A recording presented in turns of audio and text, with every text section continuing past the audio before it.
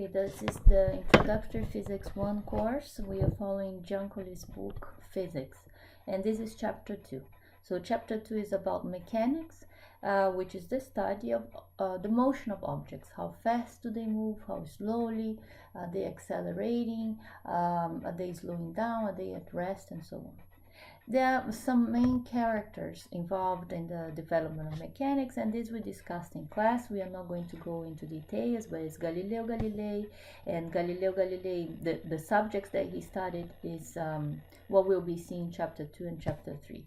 Another main character is Isaac Newton, and what he studied will be covered in Chapter 4 and Chapter 5. And here I told you about a very good play and some interesting books that you might be interested in seeing. Okay, there are many other characters involved in development of mechanics and any part of science. So we talked about Galileo Galilei and Newton, but there is also, I just wanted to call your attention to Émilie du Châtelet, who was a very important woman at the time. She translated Newton's work, and she also made important contributions. You notice that she died at a very early age by giving birth. All right, so what is mechanics? Well, how the motions or how the objects move, and we are going to talk about the motion of objects that are macroscopic, like motion of cars, of people, of planes. So we'll be using classical mechanics. If we were trying to describe the motion of tiny objects like electrons or protons, then we would use another kind of mechanics, which is known as quantum mechanics, but this is not going to be the subject of this book. And we divide the study of mechanics into two pieces: kinematics, which is the description of this motion, and dynamics, which is why we have that motion. And so this is the part that talks about forces, and will be the subject of Chapter 4. Chapter 2 and 3 is about kinematics. All right, now, how objects move. There is an infinity of possibilities. What we are going to do is we are going to think about translational motion. So see this object falling here. Here it's just falling, and in B, in addition to falling, it's also rotating. So you see that B is a much more complicated motion. Well, let's simplify. Let's go to the basis. So we are going to take into account only translation. But you see that translation can be on a plane. And so let's simplify that also. We are going to say that our motion is in a one dimension. It's a motion that goes only in a straight line. So you see, we are trying to simplify the most that we can to try to describe this simple motion first, and then try to add more and more and making it more and more realistic. Let's see another simplification. So we are just studying translational motion in a single line, but think about this object. There are many different particles involved, many different structures. While something is going down here, we may have some vibrations. So what we are going to do is we are going to think of this object at a single point. So it has no structure. I don't need to worry about what happens at the top, at the bottom. I will think about just a single point, and this single point can follow a single motion. Okay, so what are we doing here? We are idealizing, we're simplifying the problem, and this is typical of modern science. Was one of the main ideas of Galileo Galilei. Okay, let's go on. What do we need next to describe this motion? We'll have to define a reference frame. You see, if I tell you, let's meet and at 6 p.m. and I'll be waiting for you at 100 meters. Well, this information makes no sense. You will ask me, 100 meters from where? Is it from Grand Central? Is it from Penn State? Is it north? Is it south? So I have to give you a reference frame. Same thing here. I have this train moving, and there is this person inside the train moving. So if I tell you, well, his speed is 2 meters per second. Again, this is an information that makes no sense. You're going to ask me, well, 2 meters per second is his speed with respect to the train, or is his speed with respect to someone who is on the platform watching this train pass? Okay? So we need to have this reference frame. Since we are thinking about a motion that is just a translational motion in a single line, my reference frame will be just a straight line. Okay?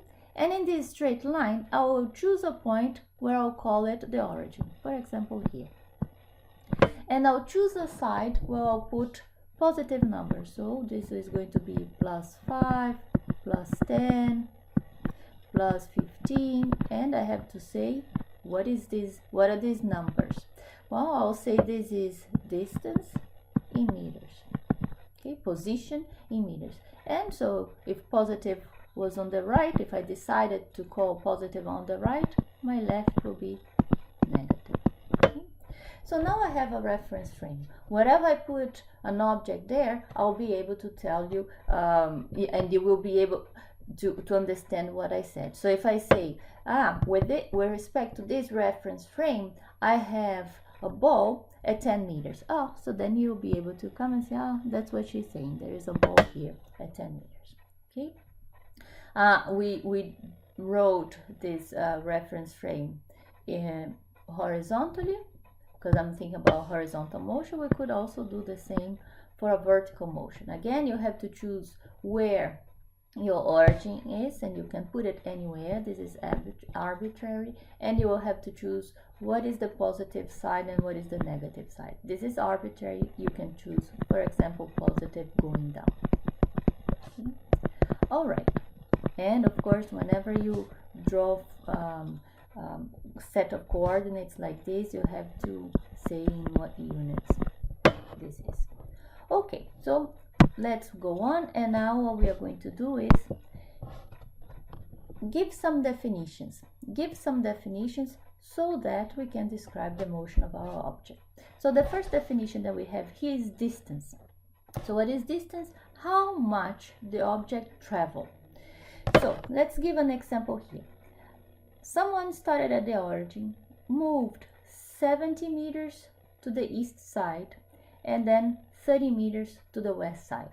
So the amount that this person traveled in total is 100 meters. So this is the distance. Okay, so how many steps this person gave. And this 100 meters that this person traveled has to come with a unit. You see, I'm talking about 100 meters. So this is simply a number with a unit. So a number with a unit is just a scalar with units. Okay. So since this is a scalar, it can only have positive numbers.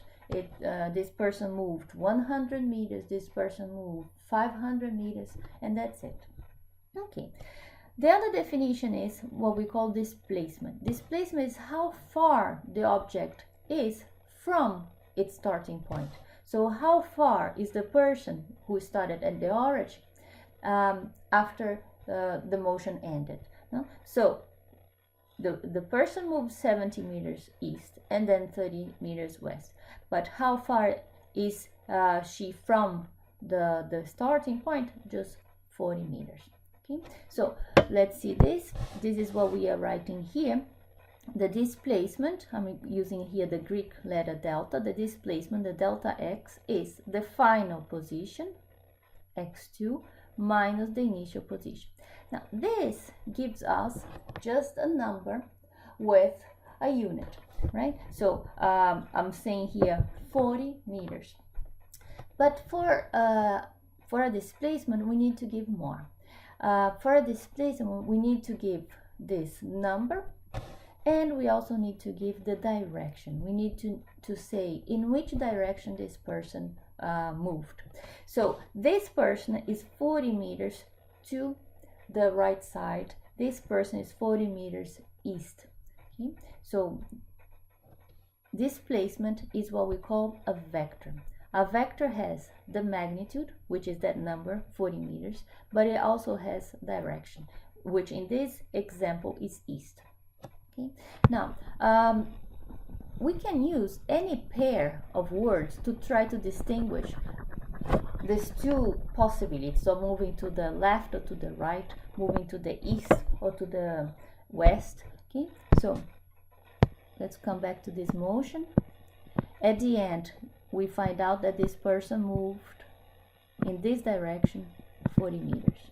Okay? And we said then she moved 40 meters east because we decided to say that to the right was east. I could also have said, well, she moved 40 meters to the right. All right? Very well. But I can also say, instead of using these words, I can say, well, she moved 40 meters to the positive direction. So this information about the displacement, I can just write it like this. My displacement is equal to plus 40 meters.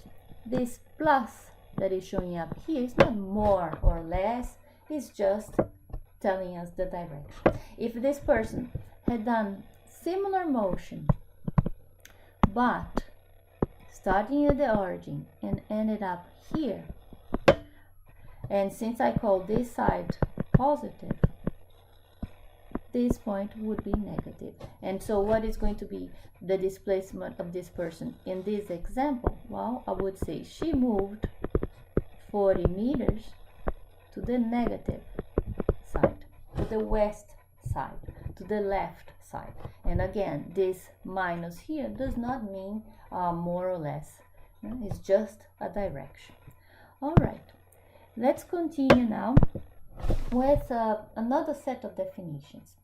Since we define distance, I can also talk about the average speed. What is the average speed? It's the ratio between the total distance that we travel divided by the time that it took. Yes? So I'm going to talk about this interval of time as delta t. Well, in the international system of units, what would I use to talk about average speed? Well, since distance in the international system of units is in meters and time is in seconds, so I know that the average speed will be given in meters per second. Let's go to another definition. Average velocity. What is average velocity? Is the total displacement divided now by the time interval that passed. So total displacement is the final position minus the initial, that delta x, and the time interval, final minus initial, which we can write as delta t. Now, what is very important, we said that the displacement is a vector. The displacement has a magnitude, a number with units, but also has a direction. We need to give these two pieces of information. As a result, the average velocity is also a vector. Okay, so look at this, the average velocity, how I'm writing, I'm using the symbol V for velocity with this bar means average. So the direction of the average velocity is just the same direction of the displacement.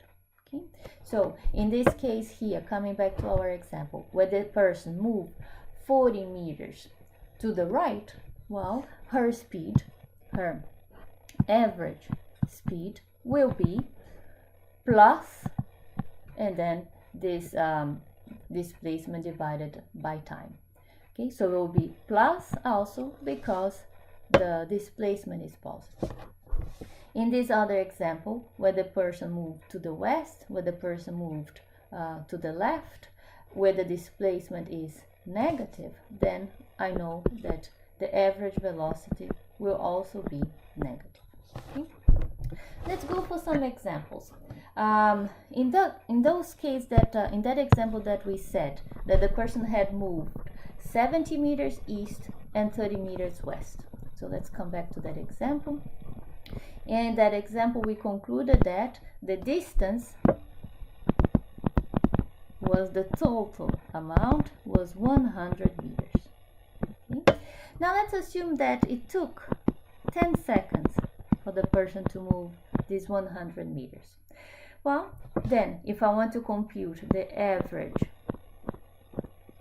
speed, I will divide 100 by 10 and we get 10 meters per second.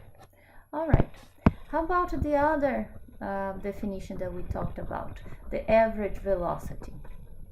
Well, as we said, the average velocity, V with this bar, is the final position. What is her final position? We said it's plus 40 minus the initial position. She started at the origin, so it's 0. And the time that passed, the time interval was 10 seconds. Okay, so this is in seconds, this is in meters, and here we get then plus 4 meters per second. So you see here, this is just a number with units in the average speed. There is no direction involved with that, so the number is just positive. Here, for the average velocity, I gave the number with the unit, so I gave the magnitude of the average velocity, but I also put this sign here, and this sign is just giving me the direction. If you get confused about this sign, you can just remove it and put the word to the right, and well, tell us what right is, and to the east, or any pair of words that you choose. Okay, question here. When is the average speed equal to the average velocity, meaning magnitude of the average velocity? Well, if the motion is always in one direction, then the two coincide. If there was not that change in 70 meters east and then 30 meters west, if I had moved all the way east, for example, 70 and then 30, all the way east, then my average speed would be 10 meters per second, and also my average velocity, because my final position would be here, plus 100 meters. So I would get the same magnitude for the average velocity as we got for the average speed. All right. Now that we got those definitions, let's try to solve these three problems. And problem 1. What we have to do whenever we have problems to solve is we have to try to break the problem into little pieces. Try to extract all the information that is given to us. So let's read slowly.